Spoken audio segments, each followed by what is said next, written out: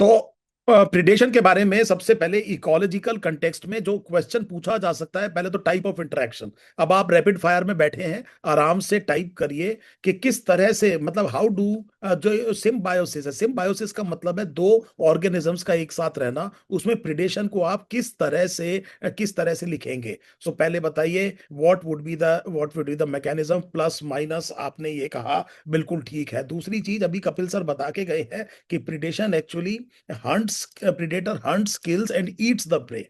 और इस कंटेक्स्ट में आपकी एनसीईआरटी शुरू में ये कह रही है कि herbivores are not very different from predators. तो कोई एग्जांपल दीजिए क्यों ऐसा कह रहे होंगे।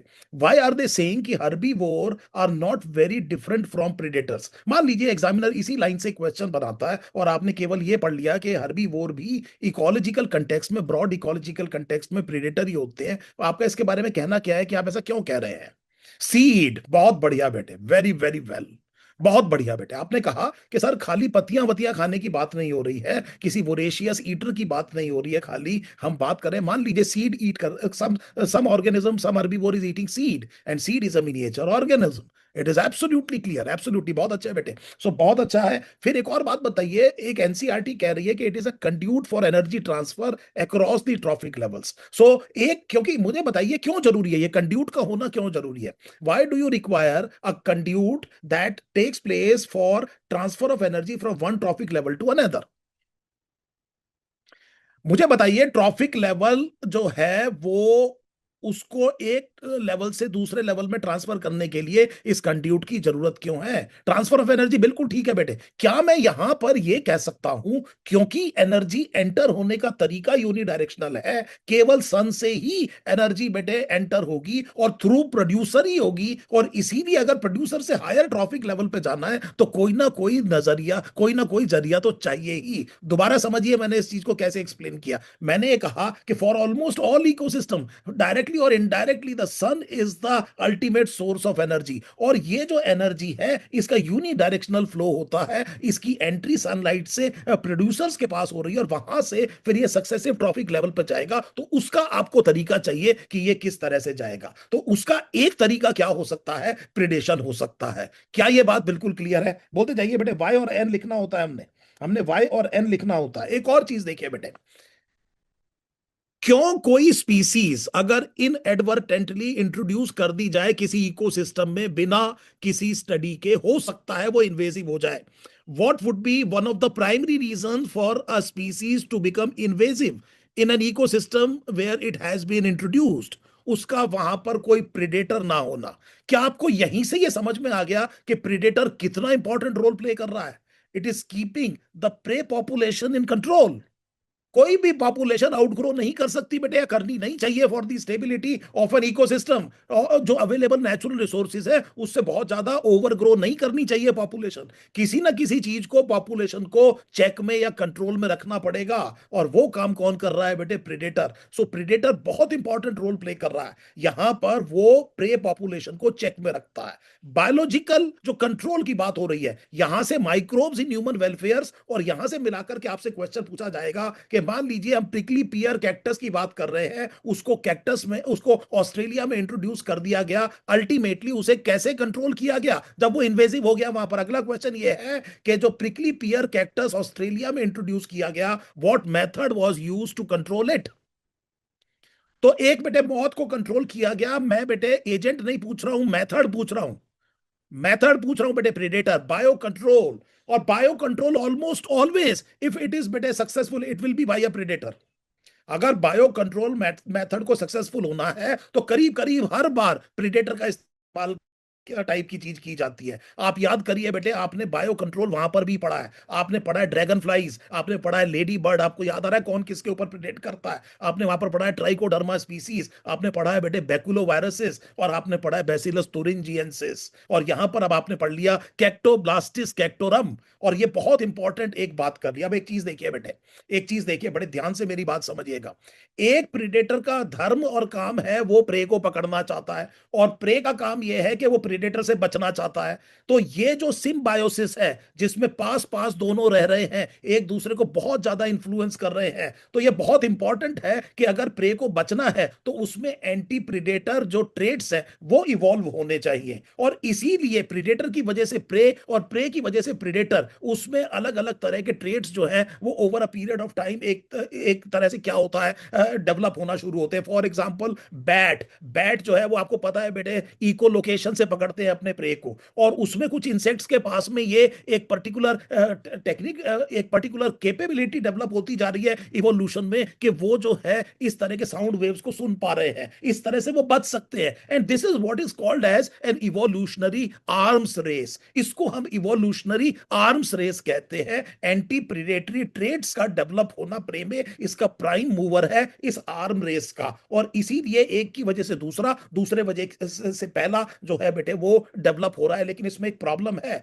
मान लीजिए मैं आपको एक छोटा सा एग्जांपल दूं, एक पर्टिकुलर इकोसिस्टम में there is a population of deer and population of tiger, और टाइगर जब बेटे हंट करता है इस पर्टिकुलर ग्रुप ऑफ डियर के पीछे भागेगा, तो जो सबसे धीरे भागने वाला है जनरली वो पकड़ा जाएगा, और जो तेज भाग सकते हैं वो बच जाएंगे और वो टाइगर की पकड़ में नहीं आएगा। और अगर ऐसे सारे बच गए जो टाइगर से काफी तेज दौड़ सकते हैं शॉर्ट टर्म के लिए, तो हम यहां पर ये कहेंगे कि फिर प्रॉब्लम टाइगर के ग्रुप पर आ जाएगी, उसमें वो बचेगा जो पकड़ के इन तेज वालों को पकड़ सकता है। इसीलिए स्पीड के लिए दोनों इवॉल्व होते चले जाएंगे, और एक ही ट्रेड के लिए इवॉल्व होना कई बार बहुत अच्छा नहीं होता, क्योंकि अगर एक ही ट्रेड के लिए दो ग्रुप इवॉल्व होते जा रहे हैं तो बहुत से और यूजफुल ट्रेड नेग्लेक्ट हो जाएंगे, इवोल्यूशन में नेचर उन्हें सेलेक्ट नहीं करेगी, और कल को अगर एनवायरमेंट चेंज हो गया then there may be a problem. क्या ये बात समझ में आ गई? बिल्कुल क्लियर है, इसे हम को इवोल्यूशन कहते हैं। तो यू आर राइट कि प्रीडेटर प्रे जो मैकेनिज्म है उसमें को इवोल्यूशन जरूर होगा। एक और चीज बड़े ध्यान से देखिए बेटे, एक शब्द यहां पर लिखा है कैमोफ्लाज। सो दिस इज बेटे what is called as cryptic coloration, protective resemblance with the environment. So बिल्कुल एनवायरमेंट जैसा दिखना, ये दो चीज है, ये बेटे केवल डिफेंस के लिए जरूरी नहीं है, कई बार ऑफेंस के लिए भी इस्तेमाल होती है। Now this is very very important to understand. Camouflage can actually be used by the predator so that this predator is not visible to the prey. So अगर आप अफ्रीकन ग्रासलैंड्स में लॉयन को देखेंगे तो वो उस बैकग्राउंड में छुप सा जाता है, उसी कलर का होता है, दिखता नहीं है बेटे आसानी से, इसलिए वो अपने एनवायरनमेंट में घुल मिल जाता है, और जो अनसस्पेक्टेड प्रे है वो काफी उसके पास आ जाएगा, उसकी रेंज में आ जाएगा। So please remember this very clearly, it is not necessary that the camouflage will always be by the organism that is actually weak. ये जो है प्रेडेटर भी इसका इस्तेमाल कर सकता है। एक और बड़ा इंटरेस्टिंग कॉन्सेप्ट है, इसे कहते हैं मिमिक्री।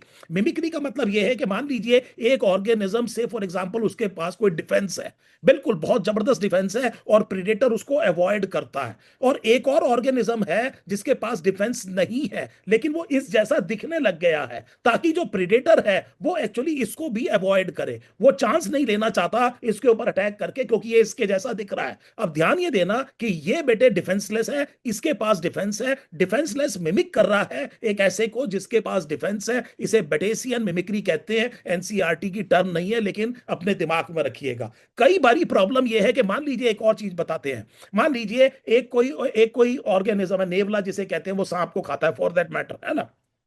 अब ऐसा समझते हैं कि 5 डिफरेंट स्नेक्स हैं और पांचों के पांचों पॉइजनस हैं, और ये जो प्रेडेटर है बेटे आकर के कंफ्यूज हो गया, इसे नहीं पता चल रहा कि कौन सा मेरा प्रे है। सारे के सारे बेटे क्या है यहां पर, सारे के सारे सबके पास क्या है, डिफेंस है, सबके पास पॉइजन है, सब इक्वली डेंजरस हैं। लेकिन प्रॉब्लम यह है कि हम तो चार चार चॉइसेस के एमसीक्यू में कंफ्यूज हो जाते हैं। यहां पर जो प्रेडेटर आया उसको 5-5 दिखाई दे रहे हैं, और इसे यह नहीं समझ में आ रहा कि कौन कौन है। और इनकी भी प्रॉब्लम समझिए बेटे, इनके पास डिफेंस होने का फायदा क्या हुआ अगर ये कंफ्यूज हो रहा है, तो ये तो धोखे में किसी को मार देगा और उसकी तो जान जाएगी। तो क्यों ना ऐसे जने जो कि सारे के सारे बेटे अपने आप में डिफेंस रखते हैं, वो भी अगर एक जैसे दिखने लगे तो ये फायदा हो जाएगा ना, कंफ्यूजन कम हो जाएगा। More knowledge more confusion, less knowledge less confusion, and no knowledge no confusion वाली हिसाब किताब हो जाएगा, और इसे पता लग जाएगा कि एज अ ग्रुप इस चीज को अवॉइड करना है। इस तरह की मिमिक्री को हम मुलेरियन मिमिक्री कह देते हैं। सो this is again very interesting thing, very interesting. ये जो प्रेडेशन है, अब देखिए प्लांट कहीं जा नहीं सकता, तो प्लांट क्या कर रहा है, उसने कुछ सेकेंडरी मेटाबोलाइट्स बनाने शुरू कर दिए। आप बायोमोलिक्यूल्स चैप्टर देखिए, वो सेकेंडरी मेटाबोलाइट्स डिटर करते हैं हर्बीवोरी को, ये केमिकल डिफेंस है। लेकिन लेकिन केमिकल डिफेंस से भी ज्यादा जो कॉमन है प्लांट्स में वो मॉर्फोलॉजिकल डिफेंस है. The most common mechanism by which plant try to save themselves from herbivory would be the morphological defence which is in the form of thorns. So thorns होते हैं, उसकी form में वो अपने आप को हर्बीवोरी से बचाने की कोशिश करता है. लेकिन अब आप ये सोचिए कि प्लांट ने कुछ केमिकल्स बनाने शुरू कर दिए. उस केमिकल्स में कार्डियक ग्लाइकोसाइड है, Apocynaceae family, milk weed family कहते हैं. उसमें ये जो कार्डियक ग्लाइकोसाइड है ये तबीयत खराब कर देंगे बेटे किसकी, जो इसको खाएगा, और उसको उल्टी वगैरह इस तरह की बड़ी प्रॉब्लम आएगी, काफी तबीयत खराब हो जाएगी. तो वो इसको अवॉइड करता है. These insects, the phytophagous insects, they are caterpillar, try to avoid these plants which are actually बेटे producing certain chemicals such as cardiac glycoside. Remember insect की लाइफ साइकिल में जो voracious eater होता है वो caterpillar होता है. So please understand there is again a race going on. So मान लीजिए ये पर्टिकुलर जो caterpillar है वो इस प्लांट स्पीसीज पर क्या कर रहा है, प्रिडेट कर रहा है. और कुछ दिनों बाद क्या हुआ कि इसने एक केमिकल बनाना शुरू कर दिया, और जब ये केमिकल बनाना शुरू कर दिया तो जितने भी प्रिडेटर हैं उनकी तबीयत खराब होनी शुरू हो गई, और उसकी वजह से उन्होंने इस प्लांट को अवॉइड करना बंद कर दिया, अवॉइड करना शुरू कर दिया. इसको अब वो फीड नहीं कर रहे हैं. तो ये देखिए कितना बड़ा फायदा हो गया इस प्लांट को. ये मूव नहीं कर पा रहा था, लेकिन कितना बड़ा फायदा हो गया सेकेंडरी मेटाबोलाइट की वजह से कि ये बच गया. लेकिन एक और चीज समझिए, यहां आपकी एनसीईआरटी कह रही है कि अगर इस कैटरपिलर में कुछ ऐसी कैपेबिलिटी डेवलप हो गई कि ये खाए और उस टॉक्सिन को अपने खाने से अलग करके अपनी बॉडी में कहीं हार्मलेसली बेटे स्टोर कर ले और उसको ये नुकसान ना पहुंचाए, तो फिर देखिए कि इस वाले कैटरपिलर को इसके ऊपर एक छत्र राज करने का मौका भी मिल गया. So this is what again is very fascinating. जी सर. सर मेरा सवाल यह है, यदि ऐसा है तो हर एक प्लांट के पास एक कैपेबिलिटी क्यों नहीं होती? मतलब हम आम क्यों खा पाते हैं उसको, हाँ, मतलब हर जना वो कैपेबिलिटी डेवलप कर ले. बहुत बढ़िया सर, बहुत बढ़िया. तो चक्कर ये इज दैट इन बच्चों बच्चों जवाब दो, सर का जवाब दो. सर आप भी दिखो, बच्चों जवाब दो. सर कह रहे हैं कि इवोल्यूशन विशफुल थिंकिंग क्यों नहीं है. सर मैं आपके क्वेश्चन को ऐसे मॉडिफाई कर सकता हूं, मैं उड़ क्यों नहीं पा अरे रहा हूं. मैं समझ गया, समझ. मेरे मेरे जो है बेटे पंख क्यों नहीं है. नहीं, ऐसा भी हो सकता है क्या कि यदि मैं प्रेडेटर को क्लोरोफिल हो आने जाए दूं तो तो. मुझे, क्लोरोफिल. और ऐसा भी हो सकता है क्या कि प्रेडेटर को मैं आने दूं तो प्रेडेटर से कई बार कुछ फायदा भी मिलता है, तो इस वजह से आने देता हूँ, कुछ देता हूँ, कुछ लेता हूँ. देखिए सर, प्रीडेटर जो है पॉपुलेशन की डेंसिटी को कंट्रोल में रखता है, हम्म. और पॉपुलेशन की डेंसिटी कंट्रोल रहेगी तो लिमिटेड रिसोर्सेज जो है वो मिलते रहेंगे ऑर्गेनिज्म को. और प्रीडेटर जो है, मैं लास्ट पॉइंट पर यही आ रहा था, लेकिन पहले बच्चे देखे क्या कहे. बेटे सबसे बड़ी चीज ये है, बड़े ध्यान से समझ लीजिएगा, सर के क्वेश्चन का आंसर आपकी एनसीईआरटी ने इवोल्यूशन चैप्टर में लिखा हुआ है. It is not a determinist process, it is a stochastic process. उसमें किसी भी चीज के इवोल्यूशन में 4-5 प्रोबेबिलिटी होती है, अगर आपने कभी मैथ्स पढ़ी है तो हम ये कह रहे हैं कि एक डिटरमिनिस्ट प्रोसेस होता है जिसमें पक्के तौर पे पता है कि अगर आज ये हो रहा है तो कल को क्या होगा, अगर मैंने इस सॉल्ट में डाइल्यूट HNO3 डाला तो क्या बनेगा. This is a determinist process. लेकिन इवोल्यूशन में समस्या ये है कि 5 चीजें हो सकती हैं और हर एक की अपनी अपनी प्रोबेबिलिटी है कुछ होने की. And therefore there is a chance. इसके होने के चांस कितने हैं, इसके होने के चांस कितने हैं, इसके होने के चांस कितने हैं, इसके और इसके होने के चांस कितने हैं. ये डिटरमिनिस्ट प्रोसेस नहीं है, ये स्टोकास्टिक प्रोसेस है. और इसमें एक प्रॉब्लम ये है कि एक छठी चीज और है बेटे, म्यूटेशन. पता नहीं कल को क्या हो जाए. सो जैसा सर कह रहे हैं, क्यों ना बेटे हमारे अंदर एक क्लोरोफिल डेवलप हो जाए तो हम फोटोसिंथेसिस शुरू कर दें, हरे हरे तो हो जाएंगे, लेकिन बेटे भूख प्यास की समस्या खत्म हो जाएगी. So but that does not happen, that does not happen. हम आज तक जो है इवोल्यूशनरी लीगेसी को ढोते चले आ रहे हैं. पिछले वाले उसमें हमने देखा था कि अभी भी ग्लाइकोलिसिस होता क्यों है. सो ग्लाइकोलिसिस होता क्यों है, क्योंकि ये बेटे इवोल्यूशनरी लीगेसी है हमारी. सो क्या ये बात आपको समझ में आ रही है. और लास्ट में आपने बिल्कुल ठीक कहा, प्रीडेटर बहुत प्रूडेंट है बेटे, वो ओवर एक्सप्लॉइट नहीं करता है बेटे, क्योंकि उसकी खुद की समस्या फंस जाएगी. और दूसरी चीज बेटे, अगर एक टॉप प्रीडेटर है वो 5 छोटे छोटे ऑर्गेनिजम्स को खा रहा है और सबकी पॉपुलेशन को कंट्रोल में रख रहा है, तो इनमें आपस में कंपटीशन नहीं हो रहा. और इनमें मान लीजिए ये सुपीरियर है, तो अदरवाइज बेटे टॉप प्रीडेटर नहीं होगा तो ये यहां पर सुपीरियर है, इन चारों को यहां से खत्म कर देगा और यहां पर फिर एक ही ऑर्गेनिज्म बच जाएगा ये. लेकिन अगर बेटे टॉप प्रेडेटर प्रेजेंट है, वो पांचों के ऊपर फीड कर रहा है और वो सबकी पॉपुलेशन को कंट्रोल में कर रहा है, तो वो एक्चुअली यहां पर डाइवर्सिटी को मेंटेन कर रहा है. और ये एक बड़ा इंपॉर्टेंट रोल है इकोलॉजिकल इकोसिस्टम की स्टेबिलिटी के लिए, कि उसमें जितनी डाइवर्सिटी होगी, जितना ज्यादा कम्युनिटी डाइवर्स होगी, जितने ज्यादा निश होंगे, जितने ज्यादा निश स्पेशलाइजेशन, रिसोर्स पार्टीशनिंग और बेटे इवोल्यूशनरी टाइम मिलेगा, उतनी ज्यादा स्टेबल कम्युनिटी बनेगी इकोसिस्टम में.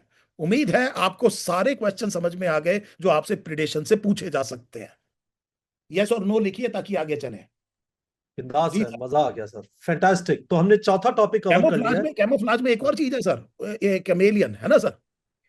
क्या? तो कैमेलियन जो है वो छुप के रहती है ना सर. और जनरली जो इस तरह के ऑर्गेनिज्म है जो कैमोफ्लाज को इस्तेमाल करते हैं वो सॉलिटरी मिलेंगे सर आपको। This is very interesting concept. वो क्या मिलेंगे? सॉलिटरी मिलेंगे, अकेले अकेले रहते हैं, ग्रुप में नहीं। क्योंकि अगर बाई चांस हाथ वो जगह मिल गई उसको प्रीडेटर को, तो फिर आप सोचिए क्या होगा, सारे इकट्ठे पकड़े जाएंगे। So they do not actually normally live in groups. So these type of organisms, they actually sometimes most of the times they will be solitary. ये भी अपने आप में एक एडेप्टेशन होगा उनका। कुछ और एक बड़ा वो है बेटे सर, आप अगर दिखा सके बच्चों को तो येलो डार्ट फ्रॉग की फोटो दिखा सकते हैं क्या आप इंटरनेट पे? या गोल्डन डार्ट या पॉइजन डार्ट फ्रॉग की फोटो दिखा सकते हैं? नहीं। मैं बिल्कुल दिखा सकता हूँ सर। एक चीज बताइए, क्या है शायद एक्स्ट्रा टाइम चला जाएगा थोड़ा। डार्ट फ्रॉग जो पीला सा होता है, हाँ, खतरनाक, जो पीला सा होता है, हाँ पॉइजनस। जी, हाँ जी, हाँ जी, हाँ जी, हाँ जी। Dart frog. Mimicry would be aping the habits of the host. देखो ये कलर्स देखो बेटे, ये सबसे सबसे ज्यादा पॉइजनस ऑर्गेनिज्म है। ये एपोजमेटिक कलरेशन होता है, इसको वार्निंग कलरेशन कहते हैं। इसका कलर ऐसा है कि ये अपने अपने पोटेंशियल प्रेडेटर्स को बता रहा है कि ध्यान रखना मैं कौन हूं। बाद में मत कहना कंफ्यूज हो गया था मेरा कलर। अगर इससे भी कंफ्यूज हो रहे हो तो फिर मतलब जो है, मतलब तुम्हारा कुछ नहीं हो सकता। ये हाँ अपना जी। कलर इसने ऐसा कर दिया है सर कि कंफ्यूज होने का सवाल ही नहीं। और ये चुपता नहीं है सर, ये बीच में आके खड़ा हो जाता है कि देखो मैं यहाँ खड़ा हूं। इसे वार्निंग कलरेशन या एपोजमेटिक कलरेशन कहते हैं। So these type of all the things, this is what has happened in evolution over life, over Earth, and this is a fascinating story. जी सर, अगला टॉपिक। अगला टॉपिक आप बताइए, रेस्ट्रिक्शन एंडोन्यूक्लियस करें, menstruation करें sir? बच्चों से पूछते हैं सर, रेस्ट्रिक्शन एंडोन्यूक्लियस छोटा है वो कर लेते हैं।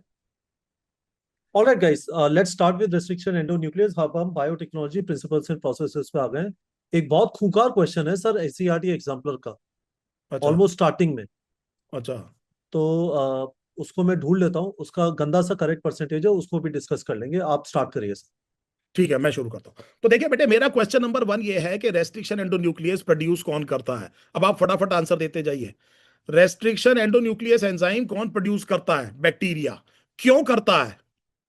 क्यों करता है? क्यों करता है बेटे? क्वेश्चन है क्यों करता है? सेल्फ डिफेंस के लिए। किससे बचना है उसको? किससे बचना है? किससे बचना है बेटे? बैक्टीरियोफेज से। जनरली बैक्टीरियोफेज का जेनेटिक मटेरियल क्या होता है?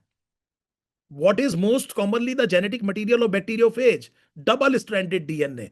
तो ये जो रेस्ट्रिक्शन एंजाइम है ये करते क्या है? रेस्ट्रिक्शन एंडोन्यूक्लियस बैक्टीरिया की डिफेंस करते कैसे हैं? शाबाश शाबाश। ये डिफेंस कैसे करते हैं? ये कट कर देते हैं डबल स्ट्रैंडेड डीएनए को, अपनी स्पेसिफिक रिकॉग्निशन सीक्वेंस को पहचान के। और रेस्ट्रिक्शन एंडोन्यूक्लियस कट्स डीएनए नहीं कहना है बेटे, डबल स्ट्रैंडेड डीएनए। और फिर बाद में एक बार फिर लिख देना है both the strands. Double stranded DNA को कट करता है, दोनों स्ट्रैंड को कट करता है, अपनी स्पेसिफिक रिकॉग्निशन सीक्वेंस पे पहचान करके फिर उसको दोनों स्ट्रैंड को कट करता है। ये रेस्ट्रिक्शन एंडोन्यूक्लियस है। मुझे एक बात बताइए, बहुत ध्यान से इस क्वेश्चन को सुनिएगा बेटे, बहुत ध्यान से मेरे इस क्वेश्चन को सुनिएगा कि मान लीजिए मैं ये कह रहा हूं कि किसी डीएनए पर GAATTC ये इस सीक्वेंस में न्यूक्लियोटाइड आ जाए, इसकी होने की प्रोबेबिलिटी क्या है? तो देखिए बेटे, डीएनए का न्यूक्लियोटाइड, डीएनए के 4 ही न्यूक्लियोटाइड है ATGC।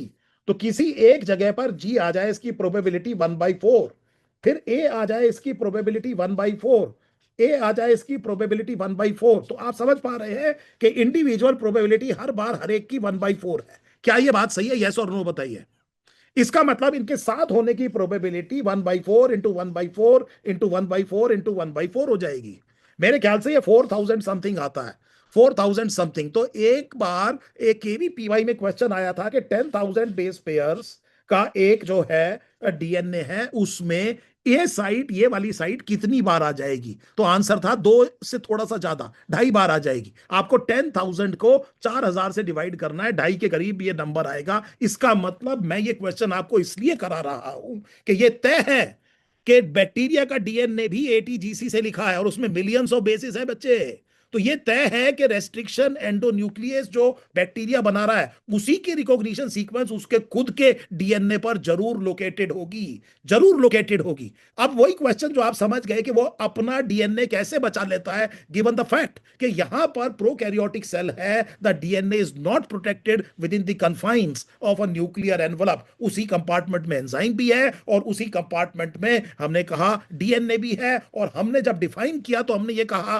कि restriction endonuclease double stranded DNA को कट करता है, दोनों स्ट्रैंड को कट करता है, स्पेसिफिक रिकॉग्निशन सीक्वेंस में करता है। हमने नहीं कहा कि किसके डीएनए को कट करता है, फिर वो किसी का भी हो, चाहे वो बैक्टीरियोफेज का हो, चाहे बैक्टीरिया के खुद का हो, और चाहे बेटे वो ह्यूमन डीएनए हो। आप सारे के सारे को काट सकते हो, शर्त ये है डबल स्ट्रैंडेड होना चाहिए और रिकॉग्निशन सीक्वेंस होनी चाहिए। तो अब तक आपने आंसर दे दिया। देखिए मैंने कितना बड़ा कंटेक्स्ट आपको बताया। अब आपका एक क्वेश्चन कंप्लीट हो गया कि एग्जामिनर अगर आपसे यहां पर अगर असर्शन रीजन क्वेश्चन पूछ रहा है तो कितनी इंपॉर्टेंट बात मैंने आपको बता दिया। ये सारी कंडीशन के बाद में बताइए कि वो कैसे बचा लेता है अपने ही रेस्ट्रिक्शन एंडोन्यूक्लियस से अपने ही डबल स्ट्रैंडेड डीएनए को। तो मेरे को चैट दिखाई नहीं दे रही है।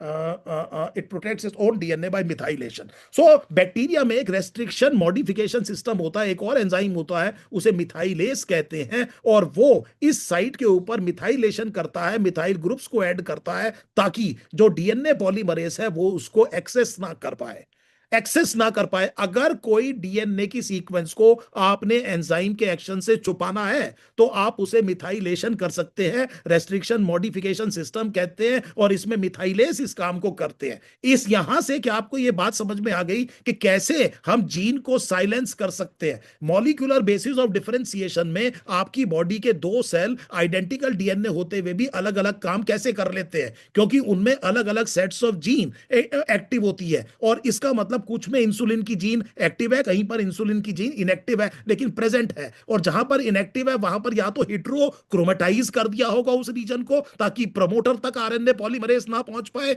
या फिर एक तरीका यह हो सकता है कि प्रमोटर पर भी मिथाइलेशन कर दिया हो ताकि आरएनए पॉलीमरेज ना पहुंच पाए, और इस तरह से मॉलिक्यूलर बेसिस ऑफ डिफरेंशिएशन हो सकता है। यह एक इंपॉर्टेंट बात आपको और अच्छे से समझ में आ गई। सही है ये बात? सर रुक जाओ, बहुत शानदार है। बच्चों को है ना बाउंस क्या होगा, भाई लोगों को पूछ लो, यदि नहीं समझ में आया तो कोई शर्माने की बात नहीं है। सर मैं तो आपसे पूछना चाहता हूँ, रेस्ट्रिक्शन एंडोन्यूक्लियस में what does restriction refer to? अच्छा अच्छा अच्छा अच्छा अच्छा अच्छा। तो देखिए क्या है कि ये एक जिस चीज को एनिमल में ब्रीड कहते हैं, प्लांट में वैरायटी कहते हैं। तो एनिमल्स की ब्रीड होती है, प्लांट की वैरायटी, गेहूं की किस्में होती हैं बेटे, एनिमल्स की ब्रीड होती है बफेलो की, से फॉर एग्जांपल। उसी तरह से जो माइक्रोब्स होते हैं, जो बैक्टीरिया होते हैं, उनमें स्ट्रेन होता है।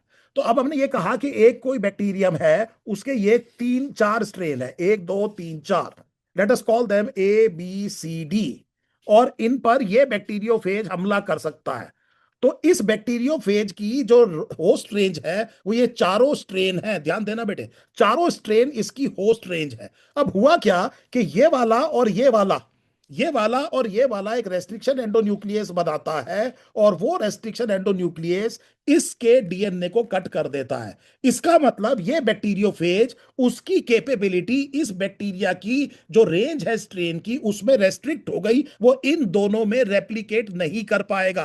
सो this is what is the restriction, it is not going to replicate in these strains. यहां पर बेटे क्या बन रहा है, वो रेस्ट्रिक्शन एंडोन्यूक्लियस बन रहा है, जो कि इन्हें यहां पर जैसे ही डबल स्ट्रैंडेड डीएनए आएगा तो उसे कट कर देगा। तो हमने कहा ये जो होस्ट रेंज है ये चार की जगह कितनी रह गई, दो, क्योंकि इन दोनों में इसका रेप्लिकेशन रेस्ट्रिक्टेड है। This is what restriction in restriction endonuclease means. Nucleus means it cuts nucleic acid, DNA is a nucleic acid. Endonuclease means कि ये इसको बीच में से कट करता है।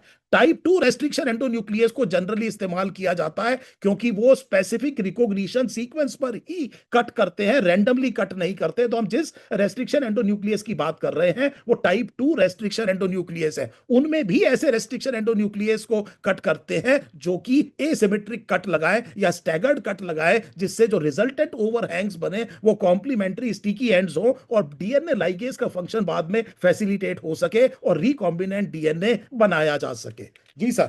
सर एक मिनट, तो अब आपने ये बोल दिया तो बच्चों को ये क्वेश्चन है अटेम्प्ट करा रहे थे सर, देखते हैं किसमें कितना है दम। शर्मा सर जरा देख लीजिएगा इसमें कौन बच्चे समझे, जरा पता भैया बताना, आंसर बताना इस क्वेश्चन का। सब बताना क्या आंसर है। मुझे दिख नहीं रहा, मतलब छोटा है मेरे को तो सर रुक जाइए सर, ये सब रट्टू तोते हैं, कुछ नहीं हो सकता, मतलब है ना, हे भगवान, घोट के पी गए सवाल। कर दिया सर, सबने कर दिया। और क्या सर? सर देखो, मैं बच्चों को एक बड़ा इंपॉर्टेंट बात बता रहा हूँ। It is important that you actually give the right answer. कैसे आया बाद में देखेंगे एग्जाम वाले दिन। हाँ चलिए सर, अगला बताइए क्या है। सर, एक और क्वेश्चन यहाँ पे है जिसका करेक्ट परसेंटेज बहुत कम है। Is it irrelevant right now? Question number 2। जी, ओके ओके ओके, नहीं ये बता देता हूं, it is not irrelevant if it is in exemplar. It is in exemplar sir. It is an exemplar. तो देखिए बेटे, क्या है ये? बैक्टीरियल सेल है। अगर कोई सेल बाहर से डीएनए उठा ले डायरेक्टली, तो मान लीजिए एक सेल बाहर से डीएनए उठा रहा है, तो हम कहेंगे ये प्रोसेस जो है वो ट्रांसफॉर्मेशन है। आपने ग्रिफिथ एक्सपेरिमेंट देखा। अगर यहां पर हॉरिजॉन्टल, ये हॉरिजॉन्टल ट्रांसफर है बेटे, with in the same generation. Vertical transmission sexual reproduction में होता है। डीएनए का vertical transmission sexually reproducing organism में होता है, जिसमें पेरेंट्स से इनहेरिट होता है DNA across the generation in the progeny. ये उसी जनरेशन की बात हो रही है बेटे, and that is why it is not a sexual reproduction.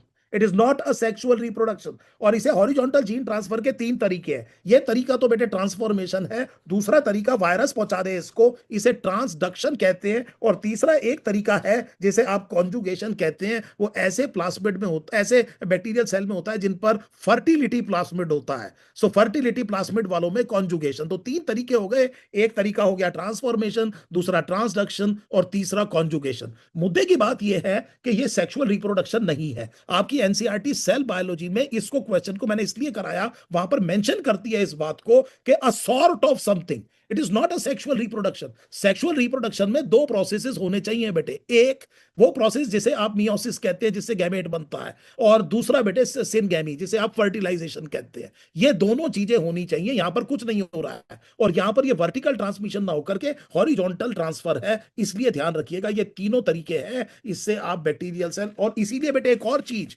चलिए एक और क्वेश्चन बड़ा दिमाग में मेरे को आया, अभी सर ने एक क्वेश्चन पूछा तो एक और आपको क्वेश्चन करा देता हूं। देखिए बेटे, जब oncogene is a normal cellular gene, अगर वो म्यूटेट हो जाए तो वो ट्रांसफॉर्म हो जाती है इनटू ऑन्कोजीन। और वो जो सेल है, अगर उसे प्रमोटर मिलना शुरू हो जाए, कुछ इस तरह के सब्सटेंस मिलना शुरू कर जाए, तो जो कैंसर फॉर्मेशन को प्रमोट करते हैं, तो वो सेल भी, उसमें भी ऑन्कोजेनिक ट्रांसफॉर्मेशन हो जाता है। सो क्योंकि वहां पर शब्द ट्रांसफॉर्मेशन इस्तेमाल किया जाता है टू अवॉइड कंफ्यूजन, उस तरह की चीज अगर आप एनिमल सेल में कर रहे हैं, तो ट्रांसफॉर्मेशन शब्द जनरली अवॉइड करके ट्रांसफेक्शन इस्तेमाल किया जाता है। So there is a term which is called as transfection. So यहां पर एक और चीज मुझे ध्यान आई, तो मैंने आपको करा दिया। जी सर, अगला बताइए।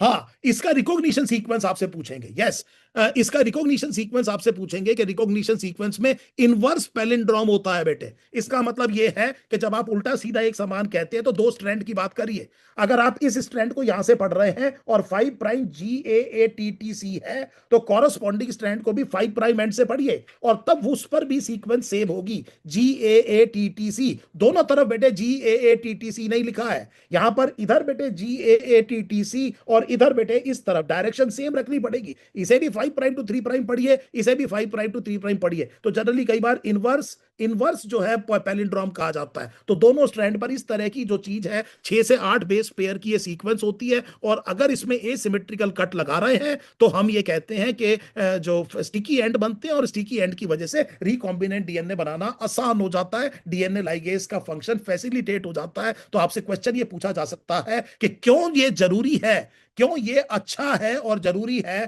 कि अगर आप रिकॉम्बिनेंट डीएनए कंस्ट्रक्ट करना चाह रहे हैं, तो डोनर डीएनए और वेक्टर डीएनए को सेम रेस्ट्रिक्शन एंडोन्यूक्लियस से कट करें। बताइए बेटे। तो कॉम्प्लीमेंट्री स्टिकी एंड्स बनेंगे और रिकॉम्बिनेंट डीएनए बनाना आसान हो जाएगा। तो रेस्ट्रिक्शन एंडोन्यूक्लियस में उसका जो नामकरण है वो सोर्स बैक्टीरियम पे रखा जाता है। पहला जो कैपिटल लेटर है वो जीनस को डिनोट करता है, 2 अगले छोटे लेटर बेटे स्पीसीज को डिनोट करते हैं। उसके बाद में एक कैपिटल लेटर या स्मॉल लेटर भी हो सकता है, जैसे भी स्ट्रेन लिखते हैं, जैसे इको R1 में R इज R/13। और उसके बाद में एक रोमन न्यूमरल होता है जो क्रोनोलॉजी बताता है कि इस पर्टिकुलर बैक्टीरियम से मिलने वाला किस क्रोनोलॉजिकल नंबर का ये पर्टिकुलर रेस्ट्रिक्शन एंडोन्यूक्लियस है। सो ये बात अच्छे से समझ में आ गई, बिल्कुल क्लियर हो गया। रेस्ट्रिक्शन एंडोन्यूक्लियस से हमने 10-12 क्वेश्चन किए, ये क्वेश्चंस आपसे पूछे जा सकते हैं। जी सर। जी सर, जी सर, जी सर, जी सर। देखो बेटे, सिंगल ही साइट क्यों चाहिए? देखो बेटे, चक्कर क्या है कि अगर बेटे मल्टीपल साइट हुई सेम रेस्ट्रिक्शन एंडोन्यूक्लियस की, तो कई टुकड़े हो जाएंगे, फिर उसे उठाता कौन फिरेगा? तो दिमाग लगाइए। अब मुझे एक बात बताइए कि प्लास्मिड एक सर्कुलर डीएनए है। प्लास्मिड एक सर्कुलर, तो प्लास्मिड को कैसे डिफाइन करते हैं? Extra chromosomal circular double stranded DNA that replicates autonomously and contain genes which generally are not required for growth and development but provide additional survival advantage in different environmental conditions. कुछ इस तरह की बात plasmid के लिए करते हैं। उनका डीएनए डबल स्ट्रैंडेड सर्कुलर है। अगर उसमें एक ही जगह पर किसी एक पर्टिकुलर रेस्ट्रिक्शन एंडोन्यूक्लियस की साइट है, तो अगर कोई रेस्ट्रिक्शन एंडोन्यूक्लियस इस प्लास्मिड डीएनए को एक ही जगह से काटता है, तो कितने टुकड़े बचेंगे, कितने टुकड़े बनेंगे इसके? एक सर्कुलर डीएनए को अगर आप बेटे दो कैसे बनेंगे बेटे? सर्कुलर को अगर आप एक से ही काट दोगे तो एक ही रहेगा बच्चे। यस। तो सर्कुलर को अगर आप एक ही जगह से काटेंगे तो एक ही रहेगा ना बेटे, ये सब इकट्ठा रहेगा। Yes, yes, yes, yes, yes. अब आप ये सोचिए कि जो आपका क्वेश्चन था, बड़ा शानदार क्वेश्चन था कि अगर मल्टीपल साइट हुई तो क्या होगा। आप स्लाइस कर दीजिए इसको 10-12 जगह से, तो 12-15 टुकड़े बन जाएंगे, उठाते फिरिए उसके बाद में। So that is the importance. हाँ, ये जरूर चाहते हैं, आप देखिए बेटे, यहाँ एग्जामिनर फंसा देगा आपको। ये जरूर चाहते हैं कि एक रेस्ट्रिक्शन एंडोन्यूक्लियस की एक ही साइट हो, लेकिन ऐसे कई रेस्ट्रिक्शन एंडोन्यूक्लियस की साइट हो। Now this is important. एक बात बताओ बेटे, एक बात बताओ, बड़ी सिंपल बात का सिंपल आंसर देना। क्वेश्चन ये बताओ कि हम ये चाहते हैं कि एक हमें एक प्लास्मिड चाहिए। उस प्लास्मिड पे हम चाहते हैं ओराई भी हो बहुत बढ़िया वाला, वो मल्टीपल कॉपी भी सपोर्ट करे, फिर हम चाहते हैं उसमें सेलेक्टेबल मार्कर भी हो, फिर हम चाहते हैं उसमें 10-12 रेस्ट्रिक्शन एंडोन्यूक्लियस की साइट भी हो और सबकी एक हो, और हम ये चाहते हैं कि कोई एक साइट किसी के इंसर्शनल इनएक्टिवेशन में इस्तेमाल हो जाए, और हम ये चाहते हैं कि ओराई के बीच में कोई साइट ना हो। तो हम चाहते बहुत है। बैक्टीरिया क्यों बनाएगा ऐसा प्लास्मिड हमारे लिए? बैक्टीरिया क्यों बनाएगा ऐसा प्लाज्मिड? वो कोई वहां पर हमारा भला करने के लिए बैठा हुआ है? तो क्या करे? नहीं बनाएगा, फिर कैसे, क्या करे? हमको बनाना पड़ेगा, आर्टिफिशियल बना लो ना। तो ये PBr322 बनाया ही तो है। ये BR का मतलब क्या है इसमें? इसमें बेटे BR का मतलब क्या है? तो BR का मतलब बॉलीवर और Rodriguez. Yes, you are right. Bolivar और रोड्रिगुez इन्होंने बनाया। PBr322 हो सकता है 322वीं बार में बनाओ। सो PUC प्लास्मिड, जब जब भी प्लास्मिड लिखा हुआ आएगा, छोटा p लिखा होगा आगे सबसे पहले। ये पहचान है बेटे प्लास्मिड की। सो PUC यूनिवर्सिटी ऑफ कैलिफोर्निया का बना हुआ बेटे एक प्लास्मिड है। सो ये प्लास्मिड आप बना लो। आप कहोगे सर ये कैसे बना ले, तो आपको तो पढ़ाया हुआ है बेटे मॉलिक्यूलर बेसिस ऑफ इनहेरिटेंस में, पॉलीन्यूक्लियोटाइड फॉस्फोराइलेज। आप बताओ, बिना टेम्पलेट के बेटे जोड़ लेता है न्यूक्लियोटाइड को, आर्टिफिशियल सिंथेसिस ऑफ RNA। इसी तरह से आपने आर्टिफिशियल सिंथेसिस ऑफ DNA करना है, इसमें क्या बात हो गई? सही है? बोलो बेटे। I hope this is now absolutely clear. Yes, Severo Okawa enzyme उनकी लेबोरेटरी का एंजाइम था ये। लेबोरेटरी तो सेवरो ओकावा एंजाइम इसलिए नहीं कहते कि उन्होंने इस एंजाइम को ढूंढा था, इसलिए कहते हैं उनकी उनकी लेबोरेटरी में बहुत इंपॉर्टेंट काम चल रहे थे उस टाइम पर, डिसाइफरिंग ऑफ जेनेटिक कोड में, और उनमें वो एक एंजाइम इस्तेमाल हो रहा था, Severo Okawa enzyme, polynucleotide phosphorylase. चलिए, और बताइए बेटे। सर। सर मैं आ गया, एक मिनट। हाँ, सॉरी। हाँ। शर्मा सर, एक सवाल है। हाँ जी। स्क्रीन खोल रहा हूँ, देखते हैं बच्चों को कितना आता है। अच्छा। आ जाओ भाई लोग, कर दो क्वेश्चन नंबर 12। ये तो सर 1 सेकेंड का सवाल है इनके लिए।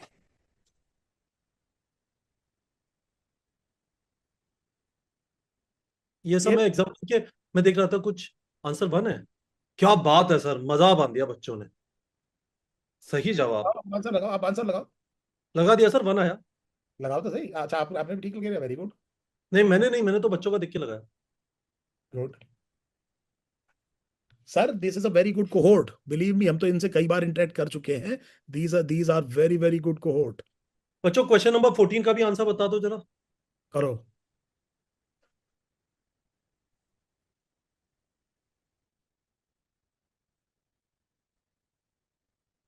देखो सर, तीनों चार में लड़ाई हो रही है।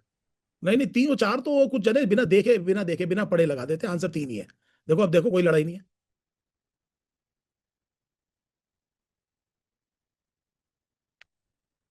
सर एक बार क्वेश्चन नंबर 16 कर लेते हैं, फिर वी मूव। बच्चों क्वेश्चन नंबर 16 भी बता दो प्लीज।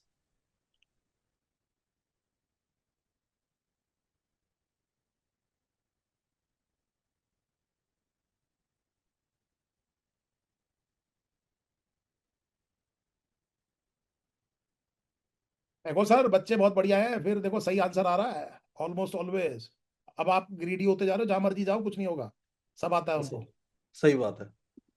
तो चलिए और एक मेंस्ट्रुअल साइकिल करा देते हैं, 10 5 क्वेश्चन उसके, बहुत बच्चे कहते हैं, है ना सर।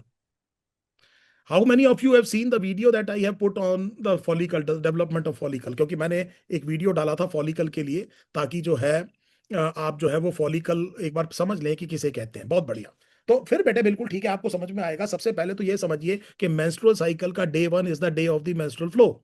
मेंस्ट्रुअल फ्लो का जो डे वन है वो, देखिए एक और बात समझिए, मेंस्ट्रुअल साइकिल को दो तरीके से उसके इवेंट्स को डिफाइन किया जा सकता है। आप ओवरी के हिसाब से डिफाइन करिए तो वो ओवेरियन इवेंट्स होंगे, आप बेटे उसको यूट्रस के हिसाब से करिए तो वो यूट्राइन इवेंट्स होंगे। यूट्रस में shedding of the endometrium, shedding of the endometrium जो डे वन होगा, जिस दो डे वन होगा मेंस्ट्रुअल फ्लो का, वो क्या होगा बेटे, डे वन होगा मेंस्ट्रुअल साइकिल का। मुझे बताइए what is the immediate cause of menstrual flow. जो menstrual flow, normal menstrual flow है, उसका कारण क्या होता है। चलिए क्वेश्चन नंबर वन।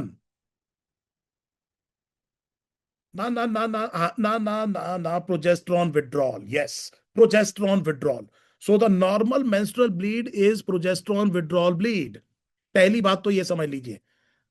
अब जब साइकिल शुरू हुई है तो उसमें पहला हार्मोन आएगा एफएसएच, और एफएसएच की वजह से कुछ फॉलिकल डेवलप होना शुरू होंगे।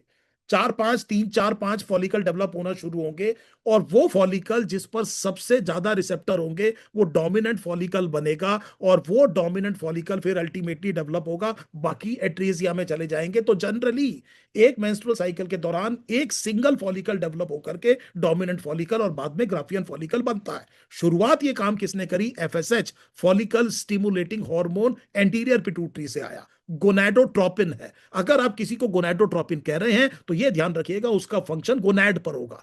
वहां पर एग्जाम में गलती मत कर दीजिएगा, कितनी आसान बात है। अगर एफएसएच और एलएच का फंक्शन पूछ रहे हैं और आप वो फेलोपियन ट्यूब पर डायरेक्ट फंक्शन बता रहे हैं तो आप गलता कर रहे हैं, गलती नहीं, क्योंकि वो बेटे गोनाड पर काम करेगा, उसका नाम है गोनाडोट्रोपिन। तो हमने कहा कि सबसे पहले क्या आया, एफएसएच, एक दो दिन बाद क्या आया बेटे, एलएच, और दोनों मिलकर के वो जो सेकेंडरी फॉलिकल है वो बनता है। और ये फॉलिकल डेवलप होना शुरू हुआ, पहले मैंने कहा एफएसएच, दूसरा मैंने कहा एलएच, और उसके बाद में वो जो सेकेंडरी फॉलिकल है उसके जो सेल्स है वो एक फ्लूइड सिक्रीट करते हैं, और उस फ्लूइड में जो तीसरा हार्मोन आता है वो पांचवें छठे दिन से आना शुरू हो जाता है, उसे कहते हैं ईस्ट्रोजन। और इस टाइम पर हम इस फेज को फॉलिकुलर फेज कह रहे हैं। ये फॉलिकल डेवलप हो रहा है बेटे ओवरी में।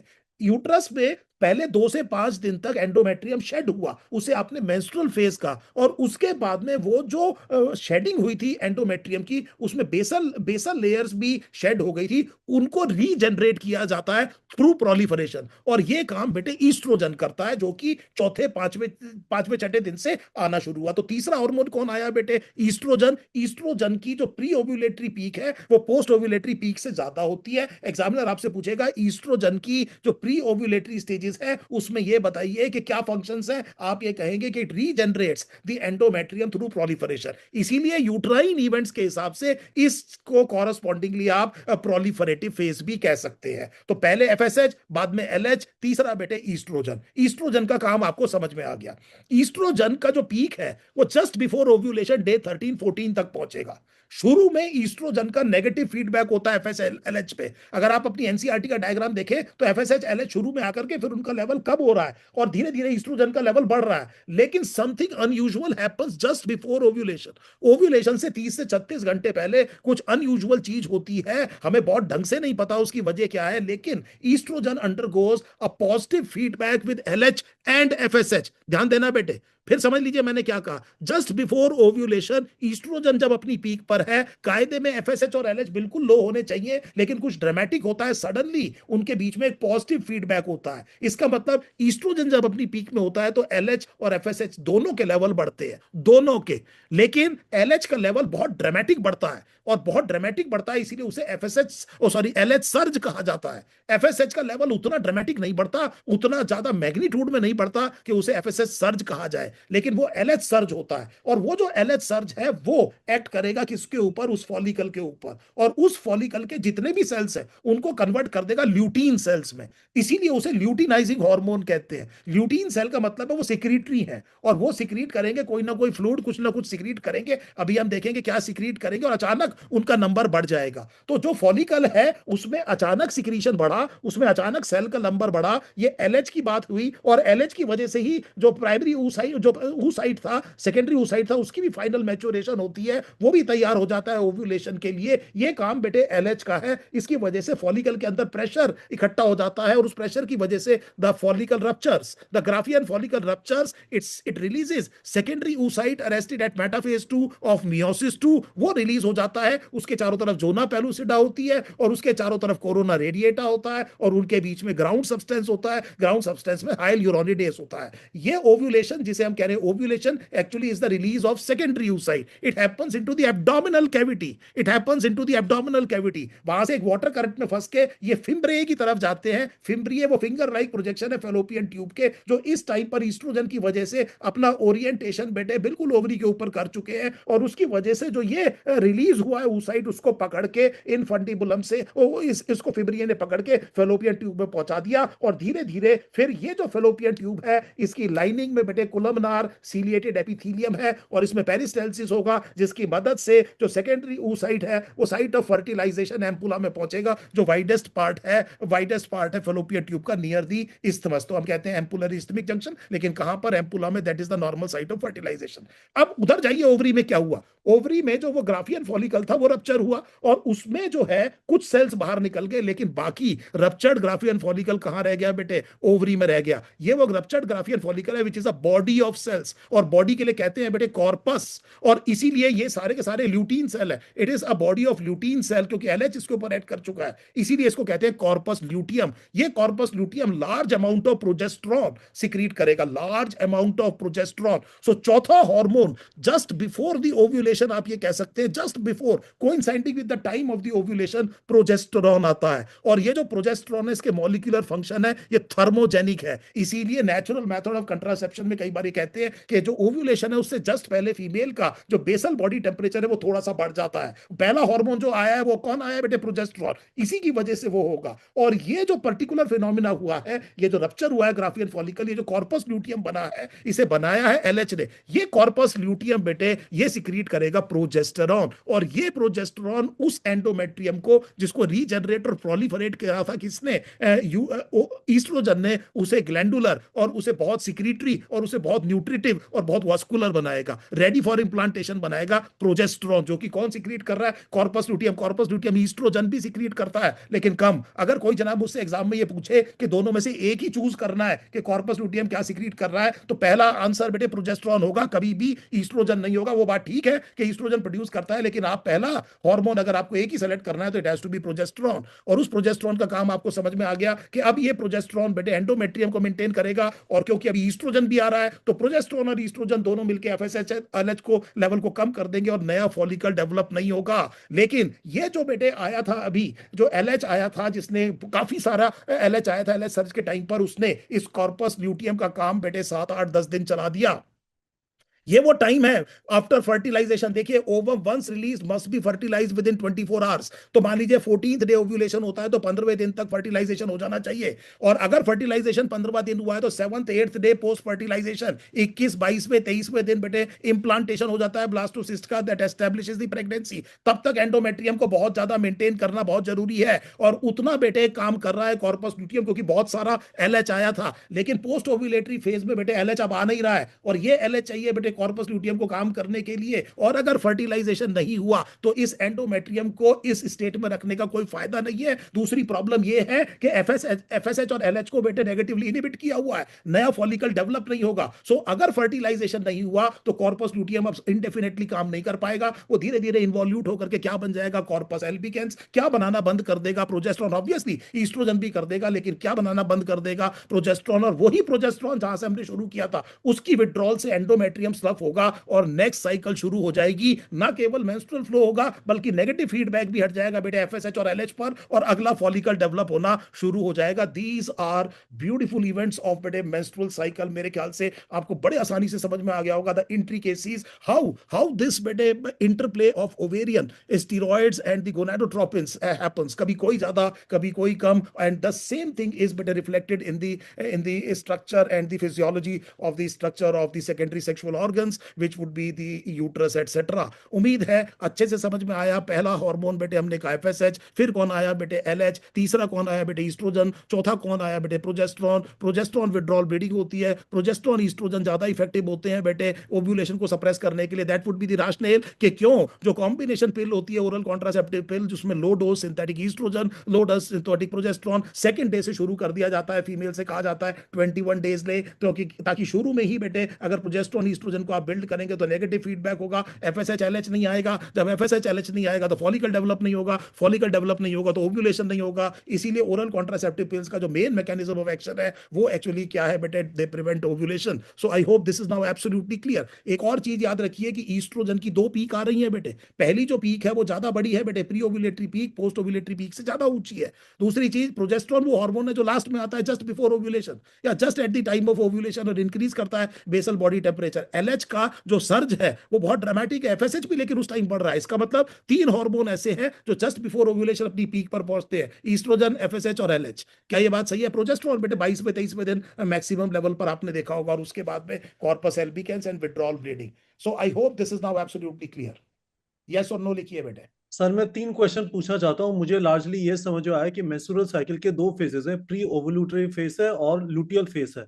मैं प्री ओके, ओवुलेटरी फेज से एक क्वेश्चन और एक लुटियल प्री फेज से दो ओव्यूलेटरी एक पोस्ट क्वेश्चन। ओव्यूलेटरी है सर। हाँ, तो मैं आपसे दो बच्चों से तीन क्वेश्चन पूछना चाहता हूँ, मुश्किल।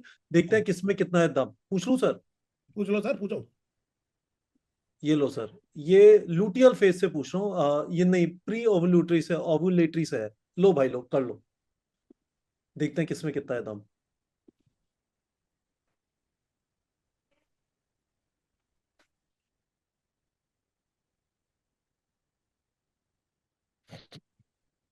नहीं ये आसान नहीं है सर। हाँ जी। ये क्या हुआ आसान। बच्चों, नहीं हुआ? तीन और चार में फंस गए सर ये। अब हमें तो इनके सबके वो दिख रहे हैं, आप बताओ आंसर क्या है। आंसर चार है और तीन का 25 है। बता दो सर, दोनों फॉल्स आंसर है। इन अ फीमेल विद कितनी डेज लिखा है सर, मुझे बताओ आप जरा। 29 days। तो ovulation occurs 14 days prior to the onset of next cycle. बेटे ओव्यूलेशन अगली साइकिल शुरू होने से 14 दिन पहले होता है, पहले दिन से नहीं गिनते 14 दिन। यू डू नॉट बेटे count 14 days from the beginning of the cycle. जो नेक्स्ट साइकिल होनी है उससे 14 दिन पहले। तो अगर 29 डेज की साइकिल है तो डे 15 पे हुआ होगा। और ये जो ओव्यूलेशन के बाद की जो स्टेज है ये करीब करीब फिक्स्ड होती है, लेकिन पहले वाली स्टेज बेटे उसका बहुत वेरिएशन होता है। इसीलिए इसीलिए जो पीरियोडिक एब्स्टिनेंस है बेटे, natural contraception almost always fails. Okay जी सर। Very good. अब मैं एक और क्वेश्चन पूछता हूँ, लुटियल फेस का पूछता हूँ। आ जाओ भाई लोग, देखते हैं किसमें कितना है दम। हाँ जी, करो, पहला क्वेश्चन करो। क्या है?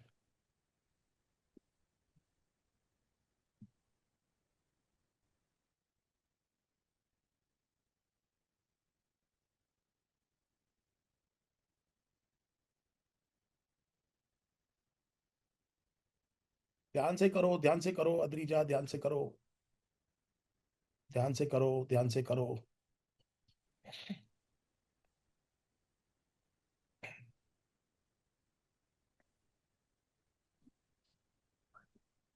क्या हो सर, बैंड बज गया क्या बच्चों को?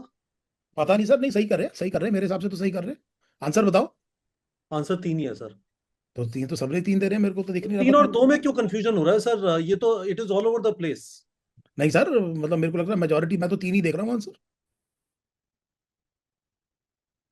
देखें क्वेश्चन देखें। सर आई एम सेइंग दो और तीन में, देखिए एक दो तीन में बराबर मार्क कर दिया लोगों ने। नहीं नहीं, मैं मेरे को क्वेश्चन दिखाइए सर। ये रहा।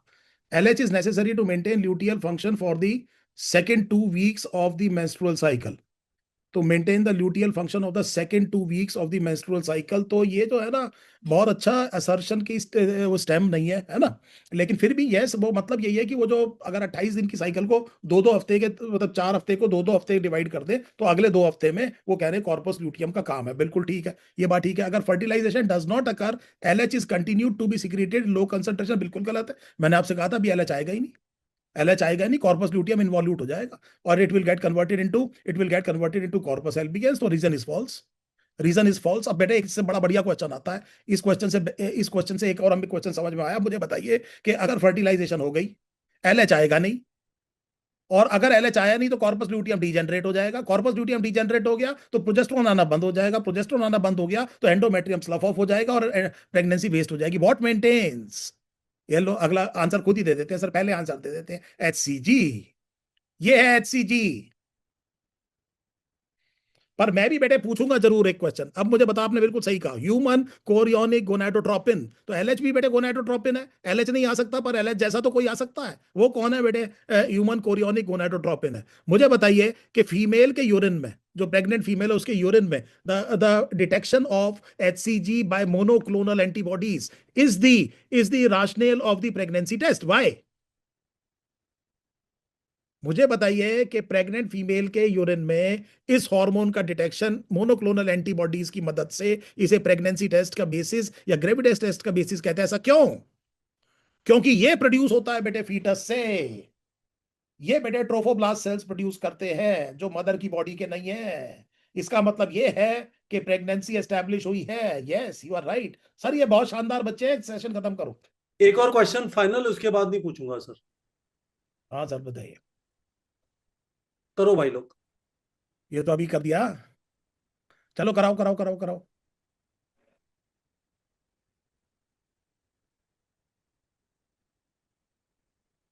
बताओ क्या आंसर है।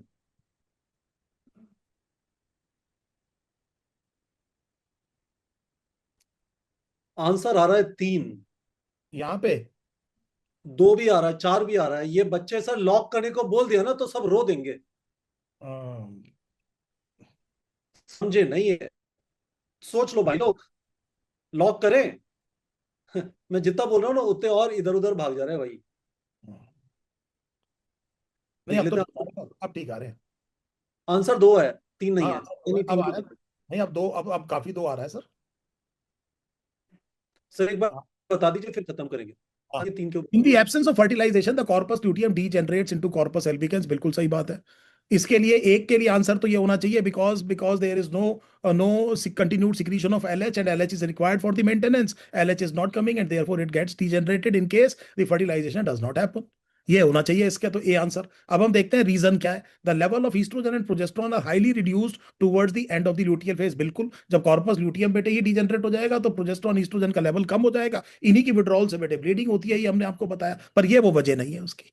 एम आई राइट? तो शर्मा सर, हाँ जी। बच्चों को एक चीज और बता दीजिए जी कि क्या लिखा होता रीजन में जिससे ऑप्शन 1 हो जाता। मैंने अभी बताया सर, मैंने अभी बताया in the absence of fertilisation the corpus luteum degenerates into a corpus albicans because LH is not present. The continuation requires the presence of the LH and there is no LH, and because there is no fertilization there is no HCG etc, the corpus luteum degenerates। है ना बेटे? ये तो that is because यदि reason में वो लिखा होता कि LH हाँ इज नॉट प्रेजेंट तो आंसर 1 हो जाता। बहुत बढ़िया। हाँ, यहाँ फिर फर्टिलाइजेशन नहीं हुई है जिसकी वजह से HCG नहीं, दोनों वजह है बिल्कुल। पर बच्चे जानते हैं दोनों का, तो बहुत ऑलराइट शानदार। गाइस। ऑल तो राइट, शर्मा मजा। सर, अगला सेशन कब होगा और कौन से 3 टॉपिक होंगे? सर ये तो बच्चों के ऊपर है सर, और आप लीडर हो सर, मतलब यूनियन के आप मैं तो। स्टूडेंट यूनियन का लीडर हूं तो मैं आपको बताता हूं सर मैं नेक्स्ट क्या करना चाहता हूं। जी। मैं नेक्स्ट करना चाहता हूं एनिमल किंगडम, ठीक है। बेसिस ऑफ क्लासिफिकेशन करें एनिमल किंगडम वाला, बाकी फाइलम वाइलम रखने का क्या फायदा है सर? आपका हार्डी एक वी option Hardy Weinberg can be important, yes. Hardy Weinberg, basis of classification in animal kingdom, mechanism of hormonal action, ठीक है या मैकेनिज्म ऑफ मसल कॉन्ट्रैक्शन। आप बताइए सर, स्लाइडिंग फिलामेंट थ्योरी क्या करें? सर। ऐसा करेंगे कि हॉर्मोन्स में जो है ना, जितने क्वेश्चन पूछे जा सकते हैं वो दस हाँ मिनट का आप टाइम देना, उसमें हम 30-40 क्वेश्चन करा देंगे बच्चे। मैं इनको हार्मोन्स की फैक्ट शीट भी शेयर कर दूं? हाँ कर दो, वो तो अपना एनसीईआरटी की रीडिंग लगा लेंगे। तो मैं भी एनसीईआरटी खोल लूंगा, जो जो क्वेश्चन ऐसे होते जाएंगे मैं बताता जाऊंगा भाई ये बन सकते हैं यहाँ से। तो शर्मा सर दस कंफर्म कर मिनट पे दीजिए। 10 मिनट 10 मिनट पे आप कहना कि भाई अब रुक जाओ। तो क्या टॉपिक? 10 से 15 मिनट तो हार्मोन हो गया। तो 10 मिनट एक और ले लो सर, क्या बता रहे थे आप, बच्चे क्या कह रहे हैं? Basis of classification in animal kingdom. Okay okay okay, उसके लिए बोर्ड चाहिए, ज्यादा अच्छा होता है, लेकिन कोई बात नहीं, कोई बात नहीं। मैं वीडियो शेयर कर दूंगा बच्चों से, आपने बहुत सुंदर समझाया है। हार्डी वीनबर्ग बहुत कह रहे हैं। तो हार्डी ठीक। वीनबर्ग और इवोल्यूशन का जो वो मॉडर्न सिंथेटिक थ्योरी। तो शर्मा सर मैं अंग्रेजी लिख दे रहा हूँ जरा। तो पहले को क्या लिखे, सिर्फ हॉर्मोन्स लिखे कुछ और लिखना है? Hormones, hormones. Hormones and general consideration ऐसे कुछ लिखूं? हाँ लिख दीजिए। हॉर्मोन्स एंड जनरल कंसिडरेशन, दूसरा है बेसिस ऑफ क्लासिफिकेशन, और तीसरा है Hardy Weinberg equilibrium. And modern synthetic theory. जी सर, ठीक है सर। कब करेंगे सर?